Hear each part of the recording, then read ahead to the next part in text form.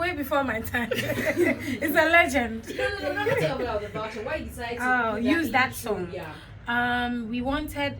The album is called Araba. It's like an ode to my fancy side, and we wanted just the right thing. I'm a very cultural person, and it's that's when I started wearing all these print stuff. Yeah. It's who I am. I love all those folk music, and I actually used to use Pete Pete in my live band repertoires. Like I would always throw it in there, and people would be shocked, like, oh wow. So for the album, we're like, that's the best. Let's recreate it, and Richie suggested that we let my mom actually say the things that she said in the beginning.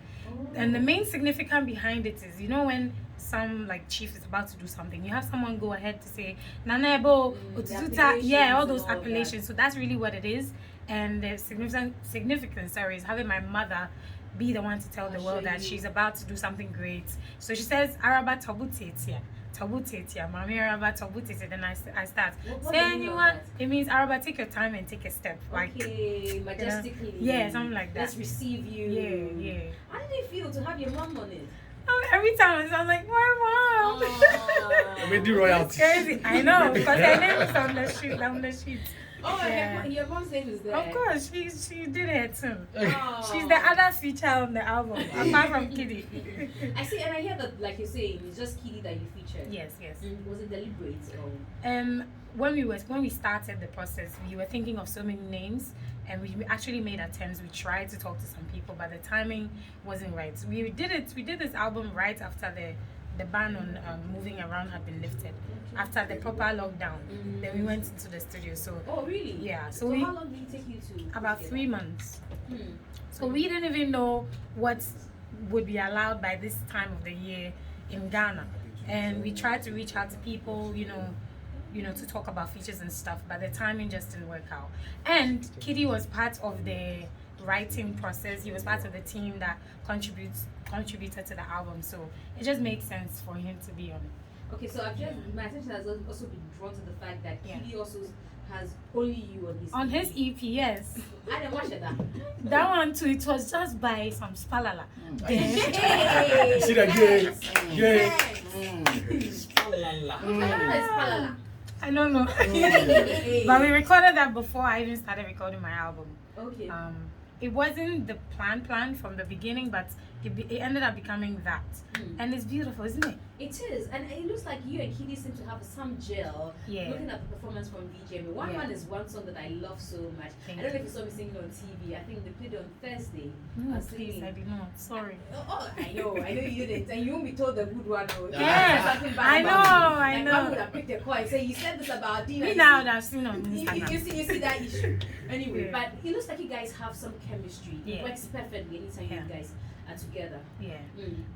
Kitty's written most of my songs, like Makoma, On My Way, Sika. You guys were playing it. So we already have that working relationship. And it's easier for me to work with him because I always say his voice is the male version of mine. Wow. So when he's writing with me, when there's a synergy there, writing for the person is not hard because whatever they sing, you just have to kind of reproduce the same vibe. So we already have that working relationship, and I guess it translates into actually doing a song together. So yeah. I see. I think it's God that has given us that. Thank you, God. Thank you. They say something about the fancies. I'm beginning to see that side. That thing. Oh, stop it! What are you trying to say? I didn't say anything. What's that? What are they talking about? I don't know. Politely, we can say sense of humor. Politely. But what's wrong with that? Like, go and ask Kevin Hart how he's making money from that. But it's something you are considering because it looks like no, please.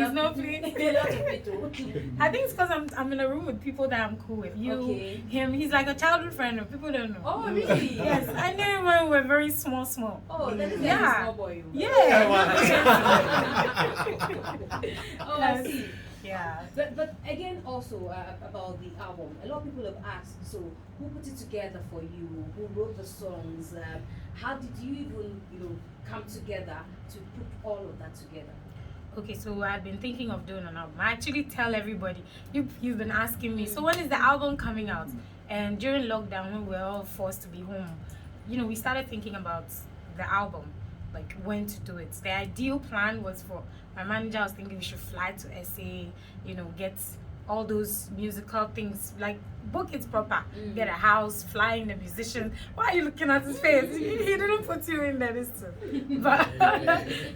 But when Corona came, now traveling was weird. So like, okay, we have to do it in Ghana. And who are we gonna think? We had a few names, and Richie's name came up, and I was like, perfect, because I met Richie at a very early stage in my career after Stars of the Future.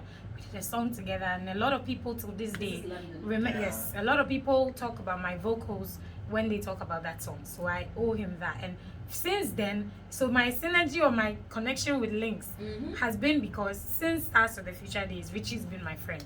And we've stayed friends, we've worked together. So he was the best person because he was there from beginning. He saw me as the new winner of Stars of the Future. He actually performed at the finale, saw me backstage and said, I think you win. You know, so we had it was beautiful. And my manager has also got like history with him. So he was the perfect guy to do it with. In the studio, it was a team, a group of us, me, DJ Viroski, my manager, Kitty sometimes, Sam, and other people from Lynx. And we'll just sit down and say, okay, today what are we talking about? And the beat will start. And then, yeah, everybody will chip in. So why Kwame Fati contributed? He said, why yo? Last And DJ Viroski said, where you were near mommy not swimming to like everybody chipped in. We literally sat there and said, okay, let's pick a topic that's so relatable, because if it's relatable, it's easy to reach people. It's like you're telling their story. So it was like that for all the songs, except for some of them that are actually personal, like about my life, my father, and my mom, like Shezin. Apart from those ones, generally we all sat together and we cooked the food, the fancy document for you people. That Shedin is what sounds like gospel. Is that what? Is that yes, it's inspirational. It's inspirational. Like it's about your story. Yeah, the first part is about struggles that my mom went through because she raised us by herself. Yeah, and also when she came to Ghana, she had to reestablish through making clothes, and that's all she used to take care of us. Like all those small things. And the second verse, I just talked about general things that people might be going through, like not being able to conceive and having people laugh at you. But the message is just hopeful to say, be strong. No matter how crazy your situation is, God is going to like lift you up. And then there's Daddy's Little Girl. Yes. What's about it? Oh wow. Every time Adina is my I know, so, because I've had her my whole life. So now that you're talking Daddy, what's about it? Okay, so like you mentioned the war. Shortly after I was born, the Liberian war broke out. So we had to leave, run and come to Ghana. My father was working at a different place. So we were like at Tamale, he was like in Accra. And so he found his way to South Africa and we found our way in Ghana. Both of them tried to reconnect back in the 90s. It was difficult. He died like 95. Same year, my mom actually had an accident, same month. But he passed away. And I never knew my father was dead. I just knew that my father is from South Africa. So as I knew this boy, everybody knew that, she's half South African, but I never knew he was actually dead. So when I was 18, or like right before Stars of the Future, people kept saying, your name is Adina Thembi, what does it mean? So I went to the cafe to look for the meaning of my name. I was with Adoma then in East Legon. And we went to the cafe and I found an article about my father's firstborn. And she referred to our father as the late Dr. Richard Sekombuzenda. I'm like, what? How? Right then we started the funeral. I started crying. The whole cafe, they're like, what's wrong? What's wrong? You found out on the internet? Yes, he was dead. Then we called my mom because I was at Adoma's house. My mom said, somebody actually met her some time ago and said, do you know her? But she didn't want to tell me because she knew it would break my heart. So then it was like, oh my God, everything is changed. Because I had this grand plan that I'll be performing somewhere and I'll say this song is for my father. Then he'll come out. No, to find out that the man is actually dead. So I don't even have that option. Right now I have to deal with the fact that he's dead. I was like, okay. Then I dreamt that we were at a competition. They said, write a song in 5 minutes. And I said, I want a song to be about my father called Daddy's Little Girl.